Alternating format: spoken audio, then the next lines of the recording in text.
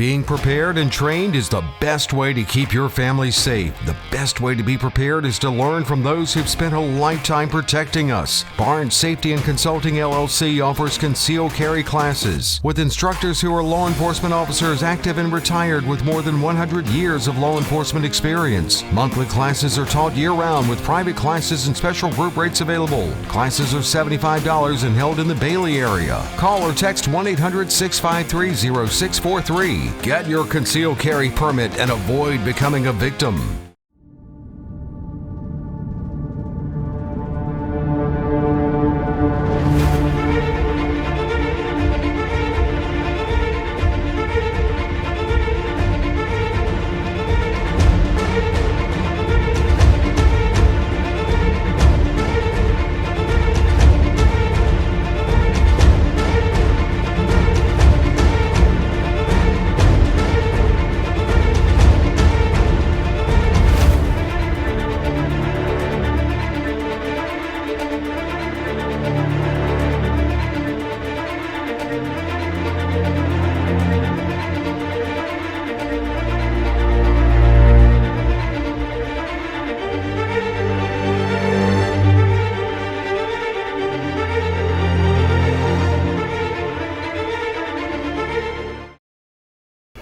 I feel strongly, though, that that will come, and at this point, the sooner the better. If we can get some type of resolution to this somewhat of a mystery as to what happened to my nephew.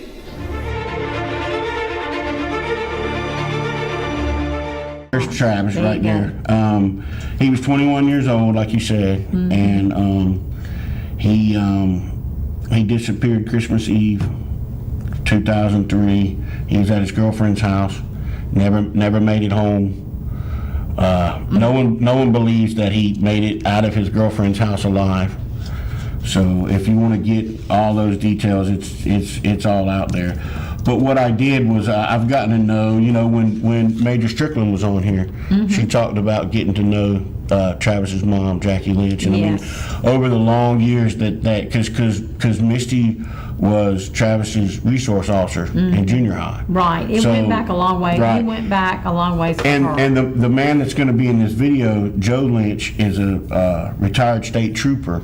He helped mentor Misty in school when she was a teenager. Right. So I mean, there's a lot of interplay between these two families, and so Major Strickland was there when we did this interview. When, like you said, Mark Cohn taped this for she us. Was? Oh yeah, she was there. They go to each other's child's graduations and everything. I mean, she was. Wow. Miss Jackie wanted to make sure that Misty was there, and her and her husband showed up, and Miss Jackie made some cheese dip and banana pudding, and how it's nice. It's a weird situation to it's kind of like a funeral. When an old person dies and you go to a funeral, it's not really that sad. You're sharing the memories of them and everything like that. So it's kind of like that. I mean, they want to talk about Travis, but at the same time, as you'll see in the video, it's hard to talk about Travis. We had to cut that video short. I had planned on about 10 minutes or so, and we got, I think, to about the 6-minute mark, and they couldn't take it anymore. Wow. His sister.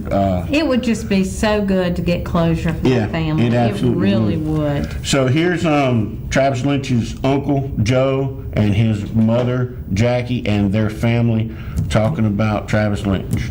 We're here with Travis Lynch's uncle and aunt, his mother, and his sister and her son. Right. So this is nothing formal. We're just going to have a conversation and just talk about Travis a little bit, and I'm trying to let as many people know as possible about Travis so that he's not just a statistic. Because I've been doing this a long time, and that's usually what happens is when something tragic like this happens, the victim gets roped into a statistical format, and we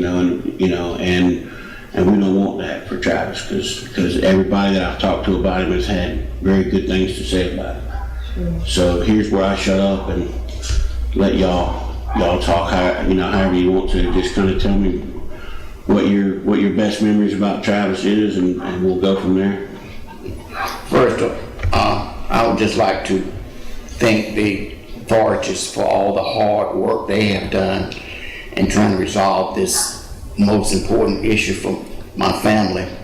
I know it's been a long, hard road, and they have worked diligently on this case over the last 15 or so years. My sister, you just can't imagine the pain that someone goes through that loses a child and they know what happened to them. And then you put on top of the mystery of one who's missing and presumed to be deceased, and you don't know what happened to him. You have all kind of ideas what could have happened.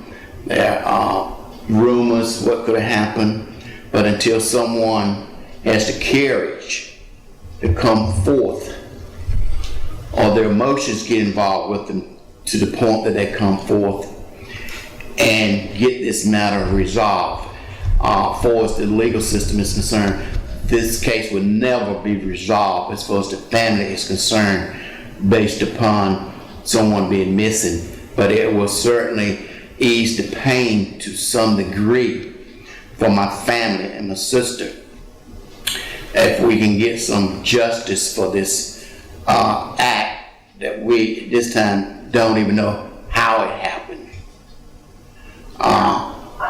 There has been, as I said, many rumors of who was involved and why it happened, but how it happened, no one has at this point been able to definitively say this person right here is the one who did it, and he or her is going to be held accountable.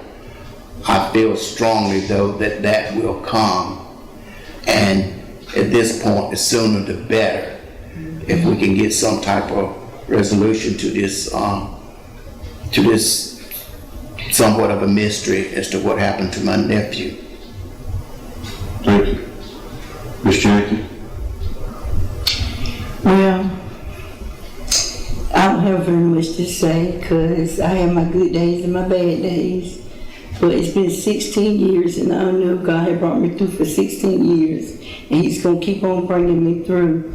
So therefore, I just gave it to God, and I said, God, you work it out, because I can't do nothing about it. But He knows all things, and when time comes, everything is going to show up sooner or later. So, and I think Misty's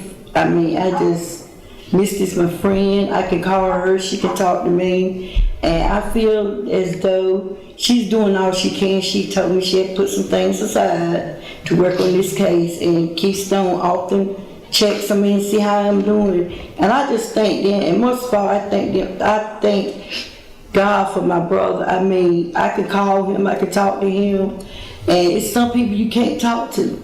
And I feel comfortable knowing that he's going to help me and do whatever he has to do. And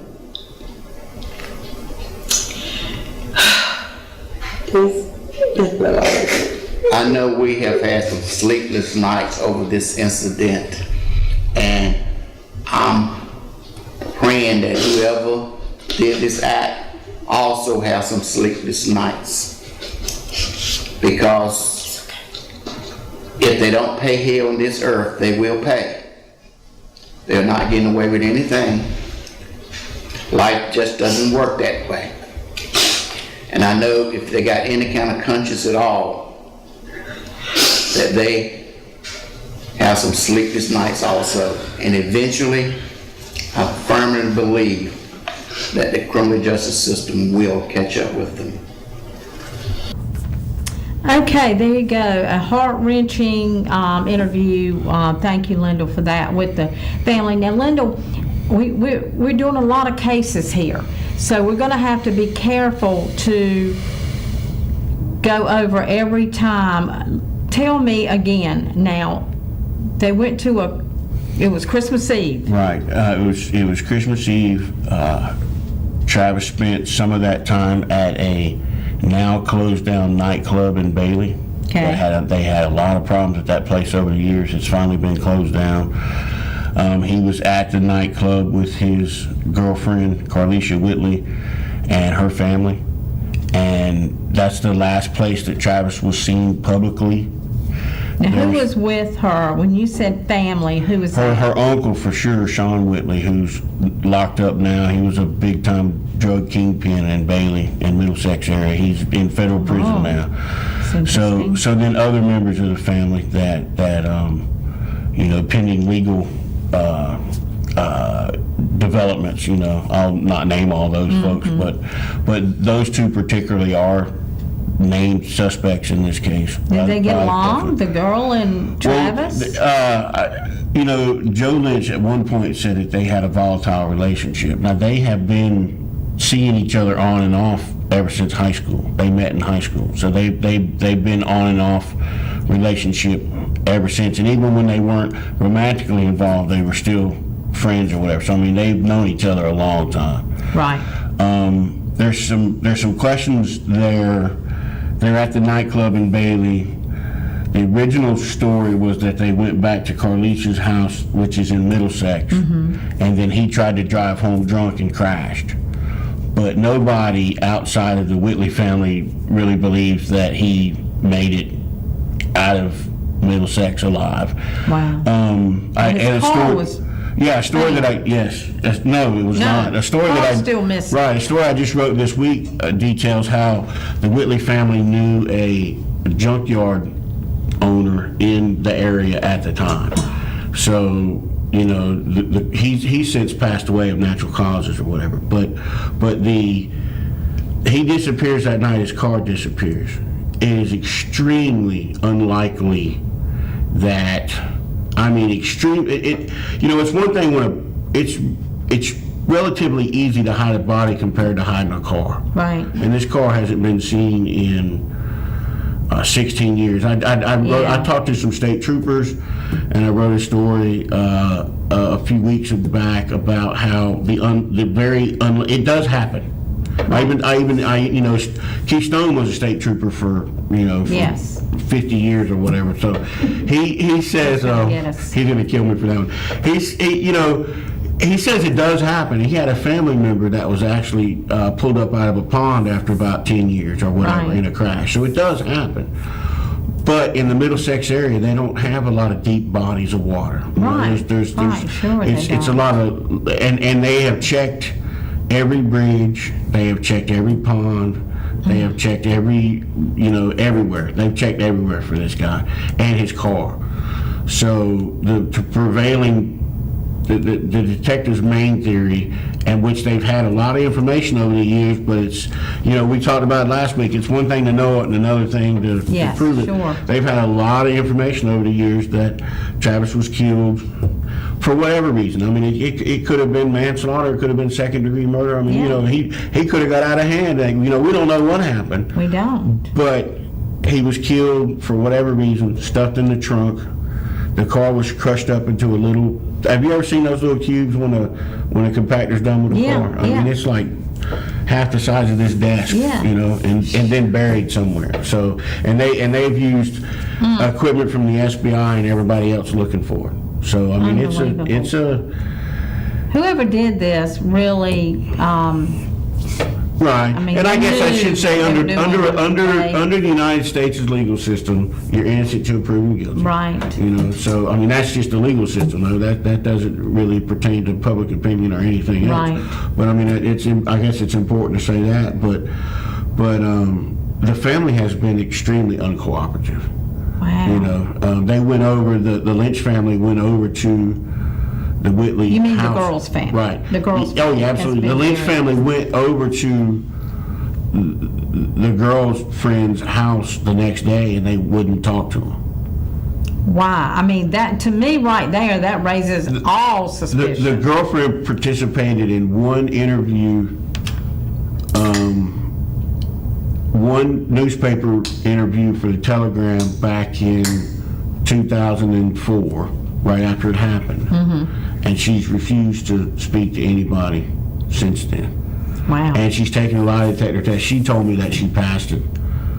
You know, I'm sure she did. I mean, she wouldn't, you know, I mean, Right. It's kind of ironic to lie about a lie detector test. Well, but I mean, she and- said she passed it, so she claims Well, maybe that she's she wasn't the clear. one that actually did Right, it, but exactly. she could Well, lie detector had it test. done. There's a reason they're not admissible in court. Yeah, right? and what you telling me that her brother, her whoever, Her uncle. was the kingpin, drug Yeah, he was. kingpin. As a matter of fact, I mean, I'm this. sure he knows a lot of the- people. They were investigating him, and they were looking all into him and his operations. And then when Travis disappeared, it sped everything up, and you know, he went to federal prison. I think he's been in federal prison since like 2005. I think he's getting out Wow. pretty soon. So I'll try to interview him and see how that goes.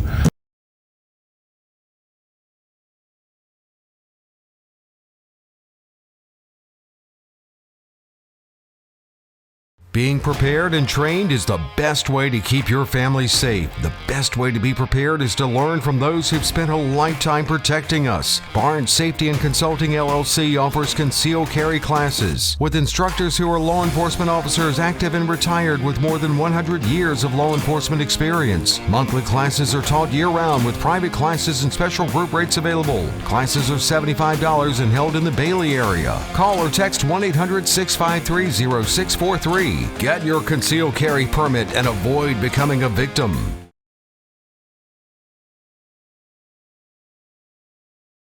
She's Strickland. Did I get that right? You Major? did. Yes, ma'am. There's so many major, all of that. So No, there's actually anyway, only two of them. Yes. Well, today, yesterday, June 1st, we promoted Major Wilson. Oh, really? So Alan Wilson. Now there's three. Right. So he's over the detention division now. So we got Historically, there had been two major. two. Major Eddie Moore and myself, and then, like I said, Now, July 1st. would David Brake say that he needed two people to replace him? Is that what he would say? Well, so Major Moore took over Major Brake's spot. Gotcha. Yes. Okay, I'm messing with you. Yeah. Yes.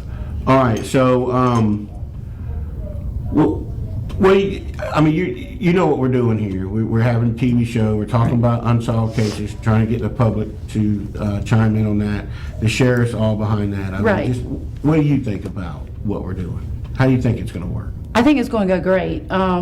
With the media and the community, and the general on board, he brings a lot of leadership, and Right. he's connected to the community. And that's what we need with this. Law enforcement can't do this job alone. We need the community support, and we need because there are people out there that know about these cases. They know. So it's just a matter of them stepping up and telling us what we need to know to Nice. close Okay. it. Yeah. I appreciate that. All right, so we're here today to talk about Travis Lynch. I've been writing about him I wrote about him before over the years, but since January I've been writing about him every week for 7 months. Wow, Lyndall. Yeah, That's you a know, lot. well, I mean, there's a lot to it. You know, I mean, there's a lot to this case. So Travis was 21 years old. He's from both Nash and Wilson. I mean, he grew up in Right. Nash. We'll talk about that. But he disappeared on Christmas Eve 2003. And that's an older picture of him. Right. Yeah. A younger version of him. Right. Yeah. Well, I mean, I wanted to use something different than the one we use in the paper Yeah. every week. You know, we use that picture all the time. So you're right. That's one of his yearbook picture. Right. probably. Right. Well, I mean, that's apropos for what Yeah, we're going to talk about. exactly. All right. So he goes missing Christmas Eve 2003, and last seen with his girlfriend's family in the Middlesex Bailey area. Okay. And like I said, I've been writing about it for 6 or 7 months. But you have been involved in this case for much, much longer than that, not just as an investigator, but you were also Travis's school resource officer when he was in high school. That's Is that correct. right? Okay. So can you kind of, I think it's very unique for an investigator to know a person before they're a victim, right? Or to know about a person before they end up being a victim. Right. So can you kind of tell us I think you're in a unique position to tell us what Travis was like. Okay, so we put SROs in the schools. That was relatively new back then. And I was at Southern Nash, which is now middle school. Back then it was Southern Nash Junior High School, and it was 7th, 8th, and 9th grade. Travis was a 9th grader there when I came on board as a SRO, and I think he was sort of inquisitive about the position and about me as a deputy, and I just got to know him. Most of the time at lunchtime out there, he would come and talk to me just like a regular 9th grader. Cars, girls, I mean, he loved music. He's at that age where he was trying to find himself, so I would try to guide him, and he was just real charismatic toward me. That's why I remember him so much. And then, you know, unfortunately later this occurs. And Right. So I mean, how did you, I mean, having known him before, and then having to work on his missing persons case, and you know, I just talked about with Sergeant Tender, someone who's missing for 16 years isn't really missing, right? I mean, they're more than likely dead. So I mean, what, you know, he hasn't contacted his family. He hasn't made any purchases.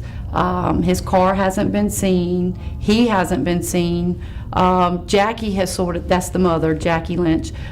She's become part of my family throughout the 16 years. She's been to family events. She calls weekly, and I have to set aside when she calls about 30 minutes. It's more like daily, ain't it? Well, I mean, she's been calling me a little bit. I think it's a little bit more like daily. It depends. She goes in phases. She might skip a couple of weeks, and then it just depends on how she's feeling. Right. But my children have grown up with Miss Jackie calling, so she's part of our family. The biggest thing, and I want to stress this to the Middlesex community, they know exactly what happened.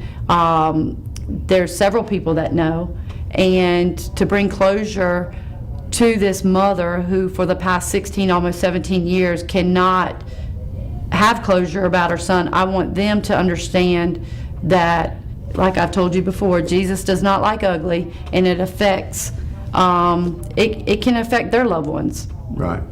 That's just how I feel about it. There's been a lot of tragedy in the Middlesex Bailey area with people that are connected to this case, and I just don't think until it's resolved that area won't settle down. Does that make sense? Yeah, no peace in that area. No peace. It's something there, and just this week I spent Monday and Tuesday with another detective out of state following up on some leads. So it's active, thankfully to you. And, No, I mean, well, it's to always- everybody. The media putting it out there. We need the media. Right. And sometimes the media gets a bad rap, but we work together. If we all work together and join in. And that's how we feel about this, Misty, and we really, really do appreciate Sheriff Stone. Please tell him that. We Yes. appreciate the relationship and the willingness to work with us on Right. this. We really do. And we'll say again, Misty, how important it is, you would say, call the number 406-6736. If you know anything, it's completely anonymous. It's completely anonymous. We will not know. I will not know who you are. We don't get involved in that part of it. Call, that is a fighting crime number, 406-6736, and your tip will be given directly to the authorities without any identity. So please, if you know anything about this case, as the Major said, people in Middlesex do know about this case. They do know about this case. And it's an opportunity to pick up some major money. Right now, it's $20,000. Right. And possibly more. And that's 20,000 without the team that we put together, their money. Yes, So I mean, right. we're And talking, it could be closer to 50,000. It really. could. Right.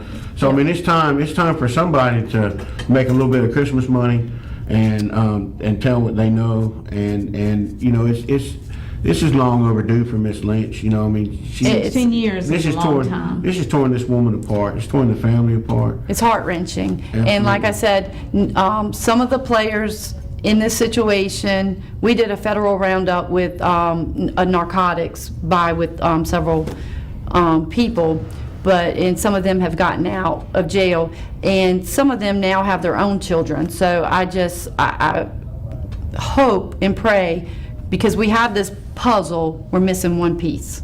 That's Right. it. We've got a lot of it together. We just need this one piece to put it all together. Yes. We're close. This case has been worked on by pretty much every member of the CID since day one. Every detective has had their hands in it. This is a case that's close to the Nash County Sheriff's Office heart. There's a lot of work that's been put into it and a lot of time, but emotionally we want it closed for Jackie. Right. Absolutely. Okay. Well, anything else, Lyndall? For Major Misty Strickland, thank you. I'm sure you'll come back and update us from time to time. We will. What's going on and with the case, because the viewers do get interested in the cases, and you know they want the same thing we want. And I know you do too out there, so please call the number if you know anything. The only way this show will work is for the community to work with us. You're our partner as well. You're our partner as well out there. So please know that. So thank you, Major, for being on with us this morning. And thank you all for this opportunity and this platform to get these cases out. And Sheriff Stone really appreciates it.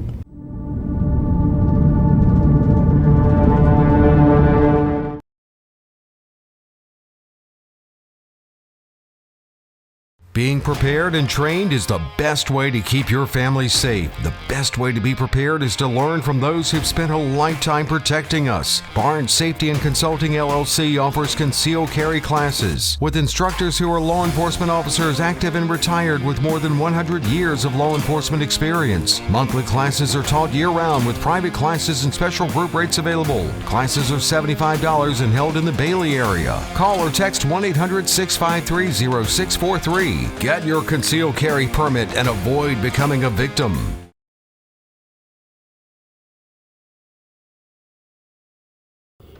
And welcome to the K-Files. Good morning, Lyndall. Good morning, Sandra. Tell We folks. want to appreciate, well, first let's appreciate our sponsors, Sure. Statewide Insurance Group and J.P. Barnes, Right. Safety and Consulting. You know you need to get your concealed carry. Call J.P. Okay. That's a different kind of insurance. Yes, Right. it is. All right. Tell them the big news you've been talking about. Yeah, I think it's great. Michael Palmer was arrested for the murder of Johnny Cunningham, and we paid out a tip, and I'll let you go from there. Well, I mean, there's not much more to tell.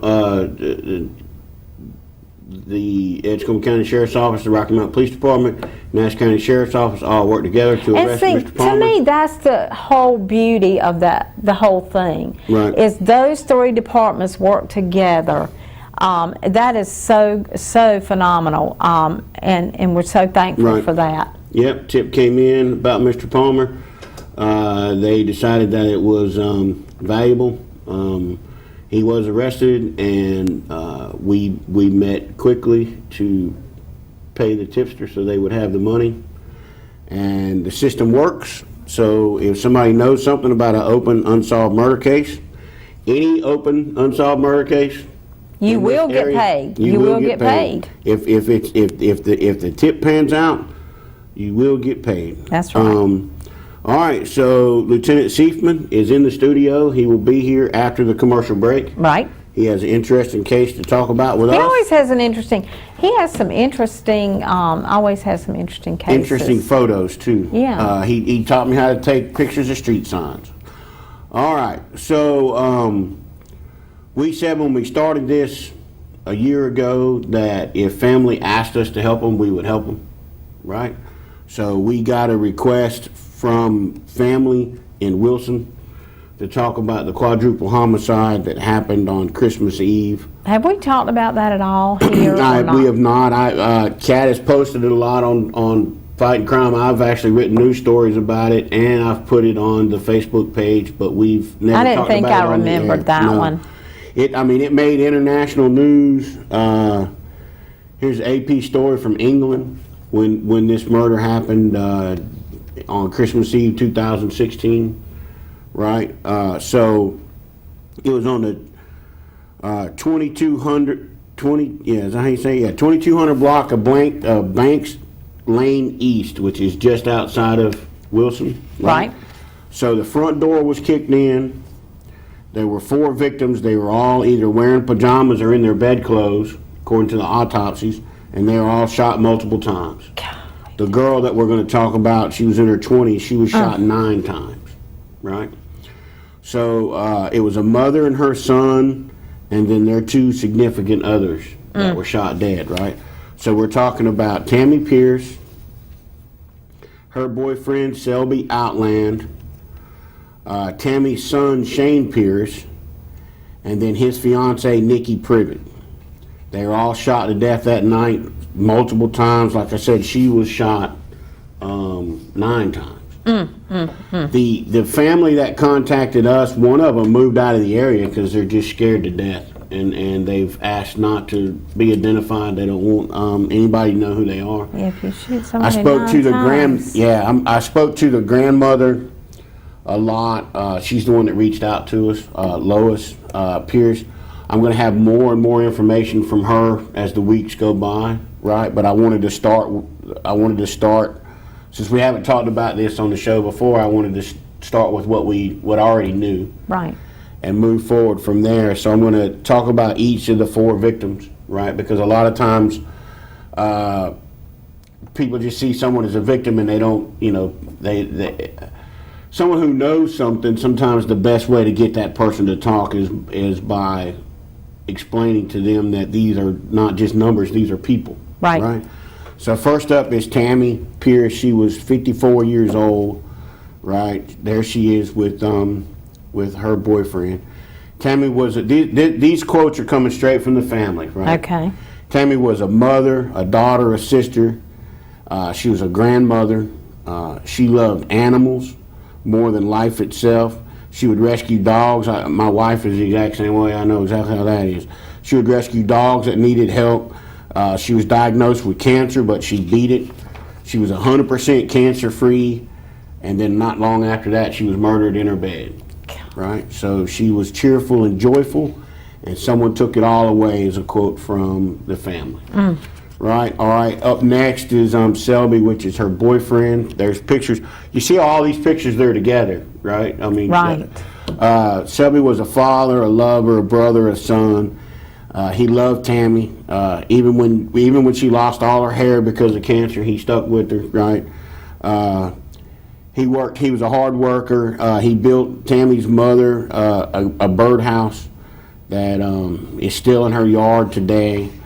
He was very helpful around the house. He knew a lot about home improvement, and he was shot to death that night as well in the bed. Okay, here's Tammy's son, Shane. He was a brother, a son, a grandson. He was always helping around the house. He was always helping his grandparents. Right? He was a good painter. He could fix your house, your car, anything that you needed. He loved animals just like his mom did. He had a blue female pit bull named Xenia. He treated that dog like his child, right? All right, and then finally Nikki is 23. He's proposing to her. That's when he proposed to her. They were engaged to be married. She was a daughter and a sister. She was very quiet and respectful. She was a loving person, and the family, this is not her family, but his family said that she was a sweet person, and that it was obvious how much that she loved Shane. Right? Okay. So the 4 of them are at home Christmas Eve, late Christmas Eve. They're sleeping in the bed. Someone kicks in the door, shoots all 4 of them. Okay, this grandmother, does she have any notions of who she thinks? Oh yeah. I mean, to shoot that girl 9 times, there had to be some relationship. There was. Something. The sheriff's office, who I spoke to this week, they have a good notion who did it. They arrested somebody for it, and then that person was later released, and the charges were dropped because they said they lacked evidence. The DA's office. So that was Derek Eugene Harris. He was 29 at the time. He was arrested by the Wilson County Sheriff's Office, and the charges were dropped against him. Now, the reason that the charges were dropped is the DA's office said that witnesses changed statements, avoided subpoenas, and dodged court appearances. There you go. Right? So that's There the you reason go. the cases were dropped. Yep. All right, but Harris can be arrested again if more evidence is uncovered. Sure. I'm not saying he did it. I'm just saying that, Right. he can be arrested If more evidence again. comes up, he can be. The governor's office is offering up to $20,000 in this case. Right? You take that $20,000, you add her up to 15, that's up to $35,000. Wow. In this case, which, you got 4 victims, right? So That's right.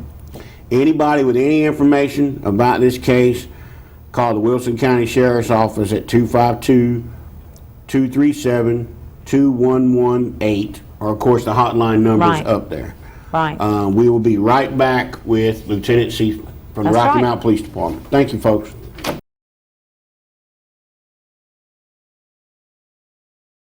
Being prepared and trained is the best way to keep your family safe. The best way to be prepared is to learn from those who've spent a lifetime protecting us. Barnes Safety and Consulting LLC offers concealed carry classes with instructors who are law enforcement officers active and retired with more than 100 years of law enforcement experience. Monthly classes are taught year-round with private classes and special group rates available. Classes are $75 and held in the Bailey area. Call or text 1-800-653-0643. Get your concealed carry permit and avoid becoming a victim.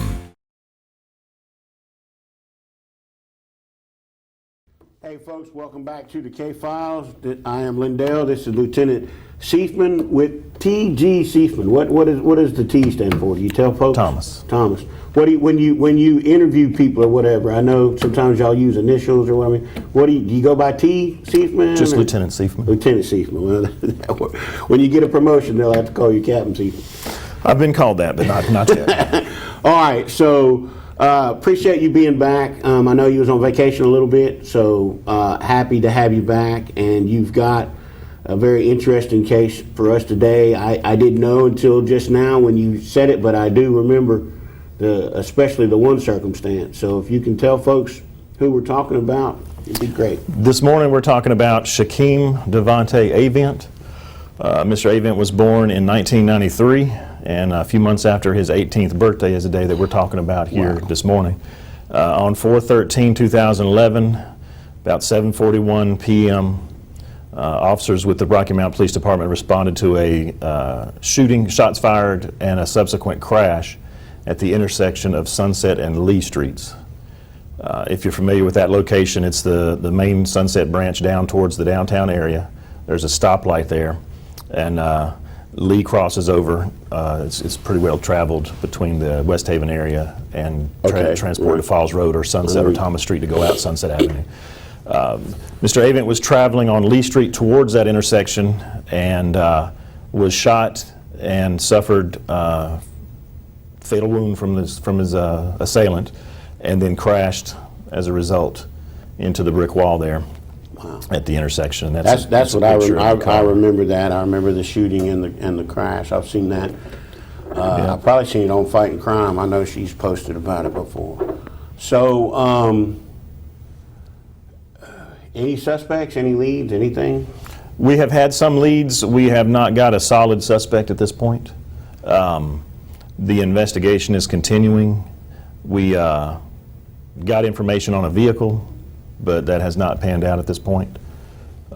We were looking for a burgundy vehicle, and we found that vehicle, and it didn't result in anybody being arrested on that case. Mr. Avent was not an angel. Most of the cases that we talk about on your show are not, perfect persons walking on earth. They have some storied past, and Mr. Avent was no different. But his death does deserve to be absolutely at least vindicated, give his family some closure. Is there any indication? As always, if I ask you something that you can't or don't want to answer, just say of course. I can't or don't want to answer that. Right. But is there any indication that his past had anything to do? We believe so. This? Yeah. Okay. We believe it was potentially related to gang activity. Gang activity. Yep. So that's where we're looking at that angle. We found shell casings near the area of the Wesley Apartments. We believe the shooter was stationary there.